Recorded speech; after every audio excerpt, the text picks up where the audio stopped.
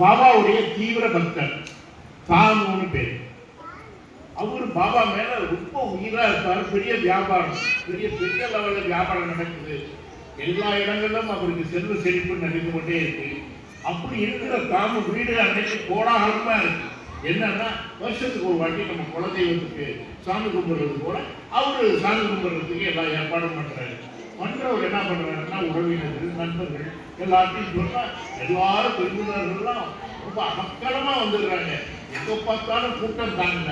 அவர் மனைவி பார்த்தீங்கன்னா பட்டாடை உடுத்தி கை நிறைய தங்க வளையல்களும் நவரத்ன மோதிரங்களும் கழுத்துல பார்த்தீங்கன்னா மிக விலை உயர்ந்த வைர நெக்லஸும் அணிந்து கொண்டு இருக்கிறாங்க. இதை பார்க்கும் போதே அவர்களுடைய செல்வ செழிப்பு நன்றாக தெரிகிறது.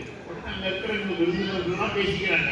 பார்த்தீங்களா, தாமும் ஒரு காலத்தில் எவ்வளவு சிரமப்பட்டாரு, எப்படியெல்லாம் இருந்தாரு அப்படின்னு. அது காதில் வாங்கிட்டு தாமும் மெதுவாக வர வந்துட்டு தாமு சொல்றாரு, ஆமா எங்க அப்பாவுக்கு கண்ணீர் இருக்கிற பிரச்சனை வந்து அப்பா இறந்து போயிட்டாரு. என்னுடைய மூத்த சகோதரரோட இறந்துட்டாரு. என் குடும்பம் என்ன செய்யறதுன்னு தெரியாம தவிச்சுட்டு இருக்கிறாங்க. அப்ப என் தாயார், என் அண்ணி, என் மனைவி வைக்கிற குழந்தைய வச்சுட்டு என்ன பண்றதுன்னு தெரியல. வியாபாரத்துக்காக ஏதாவது பணம் வாங்கணும்னு வேண்டியவர்களுக்கெல்லாம் போய் உறவினர்களுக்கெல்லாம் கடன் வாங்கி வியாபாரம் ஆரம்பித்தேன். என்னவோ தெரியல, அந்த வியாபாரம் சரியாகவே நடக்கல. பெரிய நஷ்டத்துக்கு வந்துருச்சு. நஷ்டத்துக்கு வந்தோன்னே எல்லாரும் பணம் பணம்னு என்னை நெருக்க ஆரம்பிச்சிட்டாங்க. சொல்ல பணம் நீதிமன்றத்துக்கு கூட என்னை அழைச்சிட்டு போனாங்க. அந்த அளவுக்கு என்னை கொண்டு போய் வீதியில் நிப்பாட்டினாங்க. நான் என்ன செய்யறது, இருப்பதா அல்லது மாண்டு விடுவதா, ஏன் இப்படி இருக்கு, நான் இறந்த உடனேதான் நல்லதுன்னு நினைச்சுக்கிட்டே இருக்கும்போது அன்று இரவு என் நண்பர் ஹரிதாஸ் அப்படிங்கிறவர் எங்களுக்கு வந்தாரு. கவலையே படாத, இதுக்கு ஒரு உபாயம் இருக்கு. என்ன, ஒன்றும் இல்லை, நீ ஷீரடி போ, அங்க போய் பாபாவை நீ போய் வணங்கு, பாபாவை எட்டியமா பிடிச்சுக்க, உனக்கு எல்லா வகையிலும் நல்லது நடக்கும் அப்படிங்கிற. அப்படியா அப்படின்னா ஹரிதாஸ் பணமும் கொடுக்குற. உடனே ஹரிதாஸ் பணத்தை வாங்கி இவரு ஷீரடி போறார். ஷீரடி போனா பாபா அங்கே உட்கார்ந்து இருக்கிறார். துவாரகா மாயிலே அற்புதமாக உட்கார்ந்து இருக்கிறார். உங்களை போல பக்தர்கள் எல்லாம் நிறைந்து இருக்கிறாங்க. அவர்கள் பாபாவை நினைத்து பிரார்த்தனை செய்து கொண்டு இருக்கிறார்கள். அப்படி பார்க்கும்போது தாமும் முகமெல்லாம் வாடி போயிருக்கு. அதை பாபா புரிஞ்சுக்கிட்டு மெதுவாக தாமுறையும் அவர் துணைவியாரையும் கூப்பிட்டு, ஏன் முகமெல்லாம் ரொம்ப வாடி இருக்கு, ரொம்ப சிரமத்தில் இருக்கியா அப்படின்னா. ஆமா பாபா, நானும் எவ்வளவோ முயற்சி செய்து வியாபாரம் ஆரம்பித்தேன். ஆனால் அந்த வியாபாரமெல்லாம் நஷ்டமாயிடுச்சு பாபா, நீங்க தான் பாபா காப்பாற்றணும் அப்படின்ற பாபாவுடைய அருள் பார்வை அவருக்கு கிடைக்கிறது. கவலைப்படாது அப்படின்னு சொல்லி அவருக்கு தன் கையில இருந்த பிரசாதத்தை கொடுத்து அனுப்புறார். பாபாவை எப்ப அண்டி போயிட்டு வந்தாரோ அதிலிருந்து அவருடைய வியாபாரம் மேல மேல பெருக ஆரம்பித்தது. மிக செல்வ செழிப்போட ரொம்ப அற்புதமான நிலைக்கு வந்துட்டாரு. இதுக்கெல்லாம் காரணம் யாரு தெரியுமா? எனக்கு என் பாபா தான். பாபா தான் இருக்கிறார், பாபா நம்ம கூடவே இருக்கிறார் அப்படின்னு சொல்லி கேள்வி கேள்வி அழ ஆரம்பிச்சிட்டாரு. உடனே உறவினர்கள்லாம் கவலைப்படாத கவலைப்படாத அப்படின்னு எல்லாரும் அவரை அசுவாசப்படுத்தினாங்க. எல்லாரையும் கவனிச்சு விருந்தெல்லாம் கொடுத்து விருந்தெல்லாம் முடித்து எல்லாம் அவங்க போக ஆரம்பிச்சிட்டாங்க. போன உடனே இவரும் ரொம்ப அசதியா இருக்கேன்னு சொல்லி பாபா படத்துக்கு பக்கத்திலேயே ஒரு தலகாணியை போட்டு படுத்திருக்கிறார். அப்பதான் அவருடைய மனைவி உயர்றாங்க.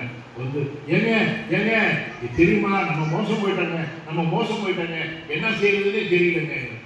ஒண்ணுமே புரியல, என்ன விஷயம், என்ன ஆச்சு? நீ ஒரு வைர நெக்லஸ் இருக்கிறது இல்லையா, அந்த வைர நெக்லஸ் எல்லாரையும் நான் அனுப்பிட்டு இந்த மேஜை மேல வைர நெக்லஸை கழட்டி வச்சுட்டு சரி நம்ம முகத்தாலாம் கழுவிட்டு வந்துடலாம், எல்லாரையும் நம்ம அனுப்பியாச்சேன்னு சொல்லிட்டு போனேன். அப்படியே நான் மறந்துட்டேன். அதுக்கப்புறம் வந்து பார்க்குறேன் இந்த வைர நெக்லஸே காணுங்க அப்படின்னு சொல்லிட்டு அப்படியே துடிச்சு போறாங்க.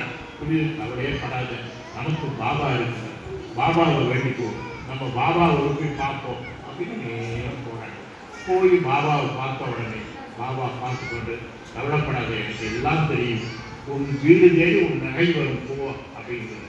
உடனே இவங்க வந்துடுறாங்க. வந்துட்டு இரவு தூங்கிட்டு இருக்கிறாங்க. விடிய காலையில் கதவு தட்டுற சத்தம் கேட்குது.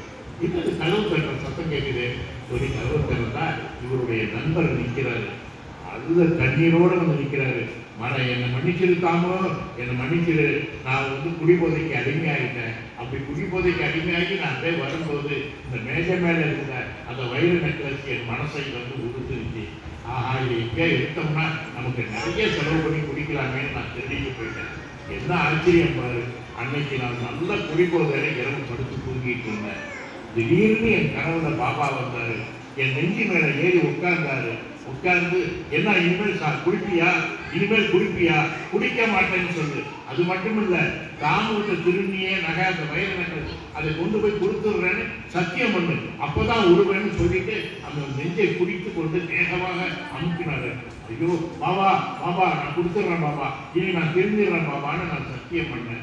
காலையில் எதிர்த்தோன்னு தான் தெரியுது, ஓ பாபா நமக்காகவே வந்திருக்காரு அப்படின்னு சொல்லிட்டு தான் அந்த நகையை எடுத்துட்டு வந்து கொடுத்தேன். என்னை மன்னிச்சிரு அப்படிங்கிறது புரியா அப்படின்னு சொல்லிட்டு நேராக போய் பாபாவுடைய பாதத்தில் அந்த நகையை வைக்கிறது.